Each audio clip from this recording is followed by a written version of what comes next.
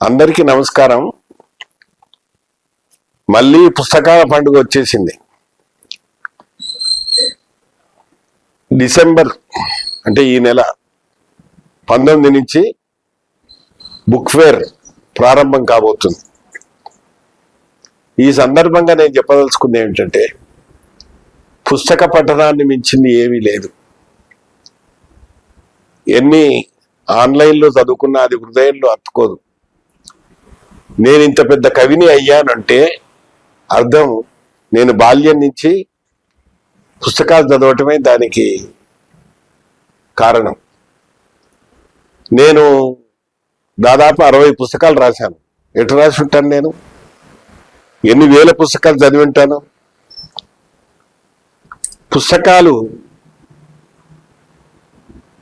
చదివితే వచ్చే జ్ఞానం అది శాశ్వతంగా హృదయాల్లో మిగిలిపోతుంది. నేను పుస్తకాల మీద ఒక కవిత రాశాను. నేను కవిని కాబట్టి మీరు ఒకసారి ఆ కవిత దయచేసి వినండి. దీని పేరు కూడా పుస్తకాలే. నిరాశ పడను, పుస్తకాలు చదవడం మానను, రాయడము ఆపను. పుస్తకం చదవని నాడు నాకు పస్తులున్న రోజే, కళ్ళ నిండా పులుపుకోకపోతే నా చూపుకు అర్థం లేదు. బయటి నుంచి ఇంట్లోకి రాగానే రెపరెపలాడుతూ ఆహ్వానిస్తాయి. కరెంటు లేని నాను కూడా మా ఇల్లు ఊహలతో వెలుగుతుంది. పేరుకున్నది దుమ్ము కాదు, పుప్పొడి.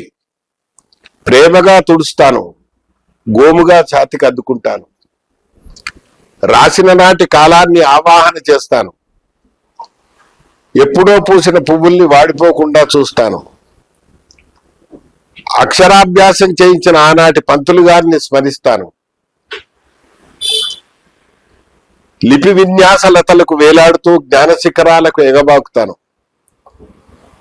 నా పొట్ట కోసిన అక్షరం ముక్కలే ఉంటాయి.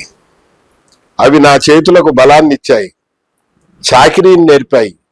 నా మనుమలు అపరిచితులు కాకుండా అడ్డుకున్నాయి. నాలోని కవిని వెలికి తీశాయి, మానవత్వానికి ద్వారాలు తెరిచాయి.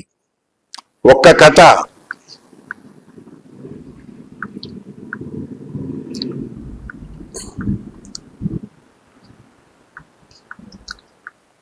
జీవితాన్ని విస్తృతపరుస్తుంది. ఒక్క కవిత కస్తూరిలా పరిమళింపజేస్తుంది. ఆన్లైన్లోని వేగాన్ని చూసి జాలిపడతాను. వ్యాపారానికి సృజన తీరానికి తేడా లేదని తెలుసుకోమంటాను. వెనుకపడటం కాదు, బలహీనులకు వెన్నుదన్నుగా ఉంటాను. పుస్తకాల పురుగు అనే మాటను నోబెల్ ప్రైజ్లా స్వీకరిస్తాను. పుస్తకాల పురుగు అనే మాటను నోబెల్ ప్రైజ్లా స్వీకరిస్తాను. నా ఆదాయం అంతా పుస్తకాలకే ఖర్చు పెడతాను. గ్రంథాలు ముద్రించుకొని ఒక ముద్ద తక్కువ తింటాను. నేను నడుస్తుంటే ఒక సమూహం కదులుతున్నట్టు, ఎండలో కూడా ఏదో దాహం తీరుతున్నట్టు. రండి మా ఇంటికి, అక్షరాల భోజనం పెడతాను. మతిమరుపు కోసం కాకుండా మంచి ఔషధం ఇస్తాను.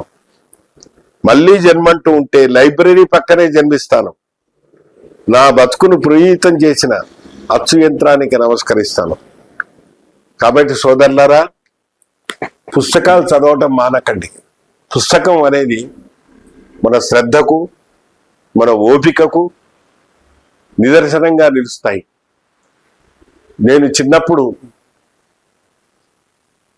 10వ తరగతిలో ఉన్నప్పుడే 1000 పడుగుల గ్రంథాన్ని 4 రోజుల్లో చదివాను, ఎక్కదీపం వెలుగులో.